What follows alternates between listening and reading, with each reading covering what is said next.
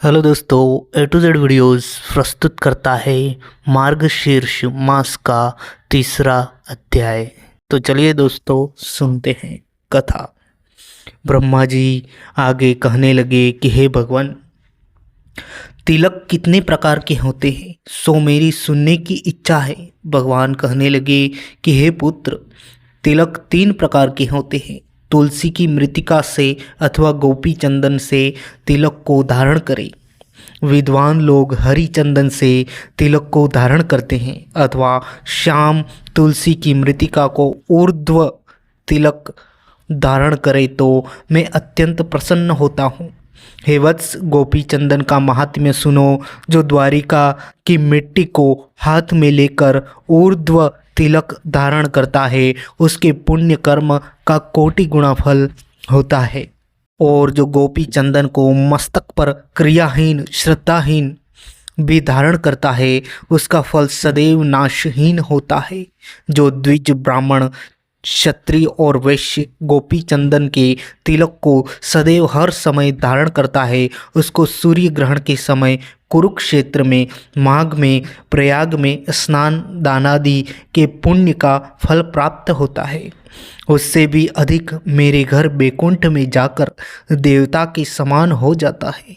जिसके घर में गोपी चंदन रहता है और भक्ति से जो गोपी चंदन के तिलक को अपने ललाट पर धारण करता है उसके घर में, हे ब्राह्मण, कंस को मैं वध करने वाला कृष्ण लक्ष्मी के सहित वास करता हूँ।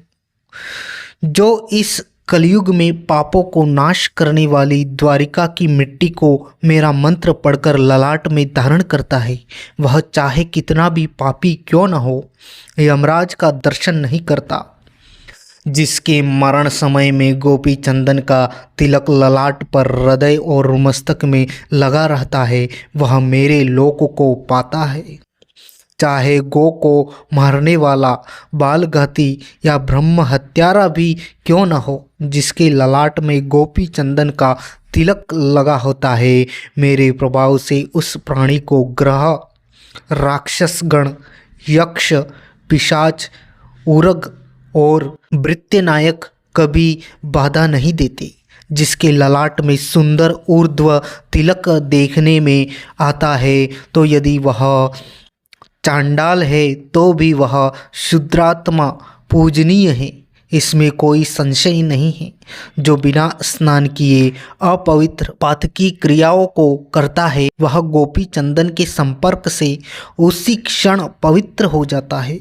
जो अपवित्र है, आचार से भ्रष्ट है और नित्य ही पाप कर्मों में लगा रहता है परंतु नित्य ऊर्ध्व तिलक को धारण करने से पवित्र हो जाता है।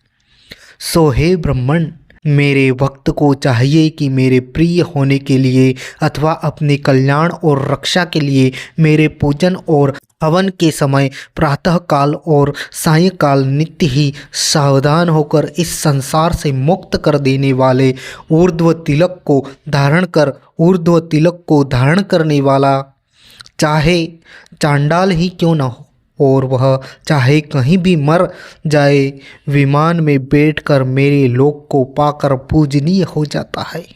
ऊर्ध्व तिलक को धारण करने वाला जिसके अन्न को भी खाता है उस समय उसके 20 कुलों का नरक से उद्धार कर देता है। जो शीशे में अथवा जल में देखकर विधि पूर्वक ऊर्ध्व तिलक धारण करता है वह परम गति को प्राप्त कर लेता है।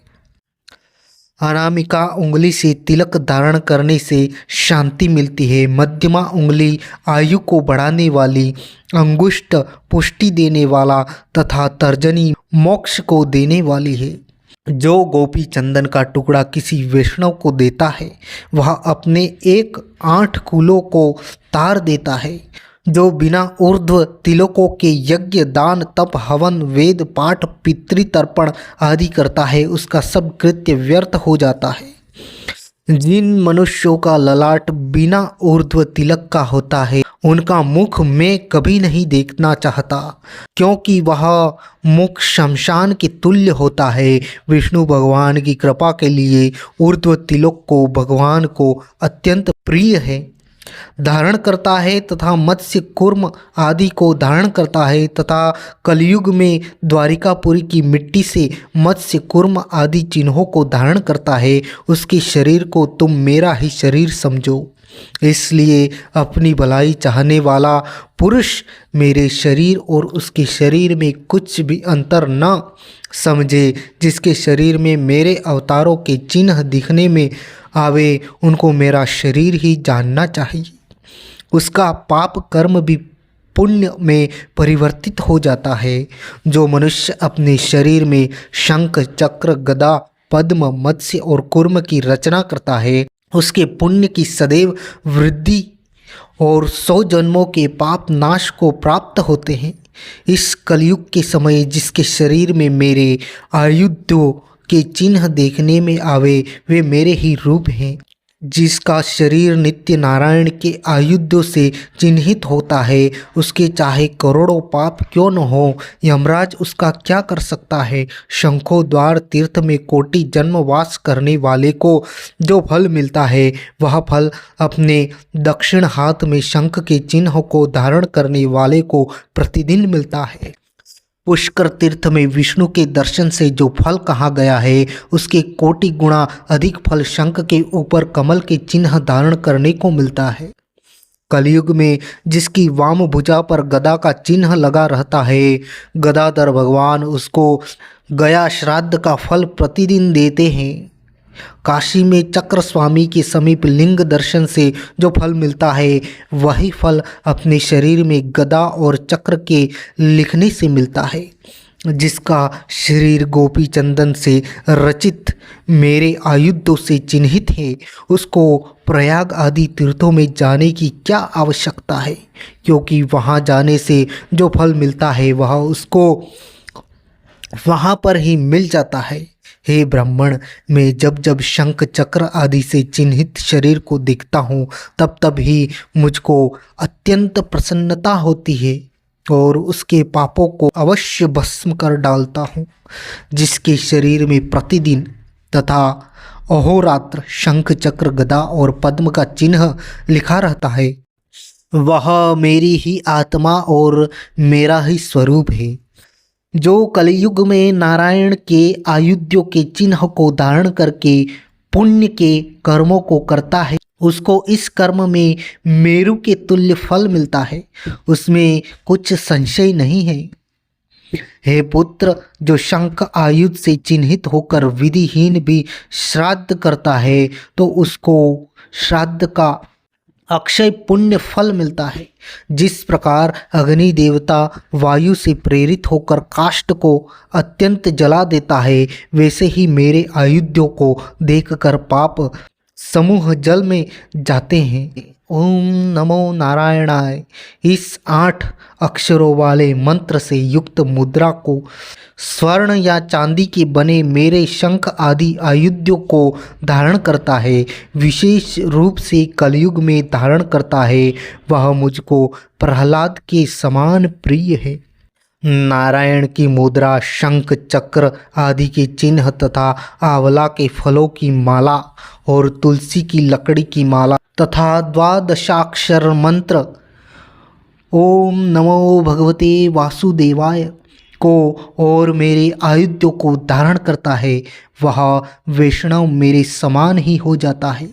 जिसके घर में शंख चक्र के चिन्ह से चिन्हित शरीरधारी ब्राह्मण भोजन करता है, हे पुत्र, उसके अन्न के पितरों के सहित मैं स्वयं भोजन करता हूँ। जो श्री कृष्ण के आयुधों से चिन्हित शरीरधारी को देखकर उसका सम्मान नहीं करता, वह 12 वर्ष के उपार्जित शुभ कर्मों के फल को नष्ट कर देता है। यदि श्री कृष्ण के आयुधों से चिन्हित शरीरधारी शमशान में मर जाता है, उसकी गति प्रयाग में मरने के समान होती है। कलयुग में जिसका शरीर में आयुधों से पीड़ित रहता है, उसके शरीर में इंद्रादि समस्त देवता वास करते हैं। जो मेरे शास्त्रों से अंकित होकर मेरी पूजा करता है, उसके हजारों अपराधों को मैं नित्य नष्ट करता हूँ। जो काष्ठ से मेरे शास्त्रों को बिंब निशान बनाकर उस निशान से अपने शरीर को चिन्हित करता है, उसके समान दूसरा और वैष्णव नहीं है। नमो नारायणाय। इस अष्टाक्षर मंत्र की धातु की बनी हुई मुद्रा शोक पद्म आदि की मुद्रा की अपने हाथ में धारण करता है, वह सुर तथा असुर सभी से पूजित होता है। प्रथम इस नारायणी मुद्रा को अपने हाथ में प्रहलाद, विभीषण, बलि, ध्रुव, शुक्र, मांधाता, अम्बरीश, मार्कंडेय आदि ब्राह्मणों ने धारण किया था और शंख आदि से चिन्हित शस्त्रों से शरीर से चिन्हित करके मेरी आराधना कर मुझे प्राप्त हुए अभिलक्षित फल को प्राप्त हुए गोपी चंदन की मिट्टी से जिसका शरीर चिन्हित है तथा शंख चक्र पद्म आदि से चिन्हित है, मैं उसके शरीर में सदैव वास करता हूँ। बुद्धिमान विद्वान सोने चांदी तांबा कांसा या लोहे का चक्र बनाकर धारण कर और वह चक्र धारण 12 आरा 6 कोश और 3 वली से विभूषित हो। विद्वान ऐसे सुदर्शन चक्र को बनावे और उपवीत के समान सदैव शंख चक्र और गदा को धारण करे। विशेष करके ब्राह्मण और वैष्णव लोग इस चक्र के चिन्ह को शिखा और यज्ञोपवीत के समान धारण करें। चक्र के चिन्ह से जिस ब्राह्मण का शरीर रहित है उसका समस्त कर्म निष्फल है और जिसका शरीर मेरे चक्र से चिन्हित है वह सदा ही पवित्र है। यह वेद का वचन है। विद्वान पुरुष को चाहिए कि जो हव्य देवताओं के निमित्त दिया हुआ और कव्य पितरों के निमित्त दिया हुआ दान ऐसे ही ब्राह्मणों को देवे जो चक्रांकित हो। चक्र चिन्ह रूप कवच को देवता तथा दानव भी नहीं तोड़ सकते तथा वह मनुष्य समस्त प्राणियों तथा राक्षसों से भी अजेय हो जाता है। जिसके शरीर में मेरा चक्र चिन्ह रूपी कवच होता है उसके ग्रह में पुत्र आदि का अशुभ नहीं होता। ब्राह्मण अपनी दक्षिण भुजा में सुदर्शन चक्र को और वाम भुजा में शंख को धारण करे। इस बात को वेदवेत्ता लोग ही जानते हैं। इस कारण मंत्र से मंत्रित कर आयुधों को धारण करना चाहिए। ललाट में गदा को, मस्तक में धनुष और हृदय में नंदक नाम को और दोनों भुजाओं में शंख और चक्र को धारण करे। इस प्रकार प्रयत्न पूर्वक चक्र आदि को सदा धारण करके उस समय ऐसा कहे, पुत्र मित्र और स्त्री आदि जो कुछ भी मेरा परिग्रह है, मेरी प्रभु की भक्ति से प्राप्त मनोरथ जीवन पर्यंत अपने धर्म में स्थित रहे। शंख चक्र आदि चिन्हों से चिन्हित शरीर को देखकर जो उनकी निंदा करते हैं वे मनुष्यों में अधम हैं।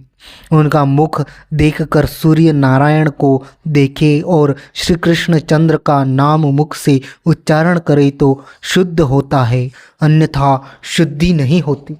तो यह था दोस्तों कार्तिक मास महात्म्य का तृतीय तीसरा अध्याय। आशा करते हैं यह वीडियो आपको पसंद आया हो। अगर वीडियो पसंद आया हो तो वीडियो को लाइक कर लीजिए, शेयर कर दीजिए और चैनल को सब्सक्राइब कर लीजिए ताकि आगे आने वाले सभी अध्याय आपको सबसे पहले प्राप्त हो जाए।